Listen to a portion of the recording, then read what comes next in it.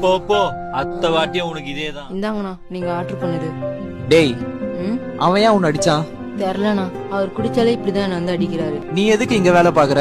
அம்மாக்கு உடம்பு சரியில்லைண்ணா, அம்மாவால வேலைக்கும் போக முடியாது. எனக்கு ஒரு தங்கச்சி பாப்பா வேற இருக்கா. எனக்கு இங்கதானா வேலை கட்டுது. உங்க அப்பா என்ன பண்றாரு? அப்பா இல்லண்ணா, அப்பா செத்துட்டாரு. செத்துட்டாரா? எப்படி? அப்பாவும் இப்படிதானா, தினமும் குடிச்சு குடிச்சு உடம்பு சரியில்லாம செத்துட்டாரு. ஓ சரி, இதுக்கப்புறம் நீங்க எல்லாம் வேலை பார்க்காத, போய் ஒழுங்கா படிக்கிற வேலையை பாரு போ. சரிண்ணா. ம். அண்ணா, ஆ? நான் உன் சொன்னா தப்பா எடுத்துக்க மாட்டீங்களா?